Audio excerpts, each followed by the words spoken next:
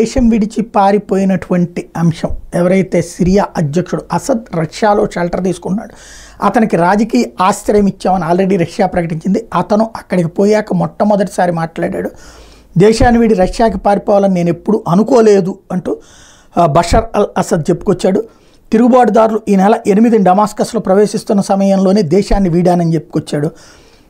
తొలిసారి తన ఫేస్బుక్ ఖాతాలో ఏ పరిస్థితుల్లో రష్యాకి వెళ్లాల్సి వచ్చిందో చెప్పుకొచ్చాడు. డిసెంబర్ 8 ఉదయాన రష్యన్లతో మాట్లాడడానికి తాను లటాకియా ప్రావిన్స్లో సైనిక స్థావరానికి వెళ్ళాను. అక్కడి నుంచి నేను పోరాడాలనుకున్నాను. రష్యన్ సహాయం తీసుకుని యుద్ధం చేయాలనుకున్నాడు. అక్కడ చాలా ప్రాంతాల నుంచి అప్పటికే సిరియా దళాలు పారిపోయినాయి అని తెలిసి అదే సమయంలో హెమేమి వైమానిక స్థావరం మీద కూడా భారీ స్థాయిలో డ్రోన్లు దాడులు జరిగినాయి అన్నటువంటి విషయం తెలిసింది. దాంతో పరిస్థితి కంట్రోల్ చేయడం కష్టమని చెప్పి భావించాను. అదే రోజు రాత్రి నేను మాస్కోకి వచ్చేసాను. నన్ను రష్యన్లు ఇక్కడికి తీసుకొచ్చారు. నేనుగా పారిపోలేదు, రష్యన్లు ఇక్కడికి తీసుకొస్తే వచ్చానని చెప్తున్నాడు అనమాట.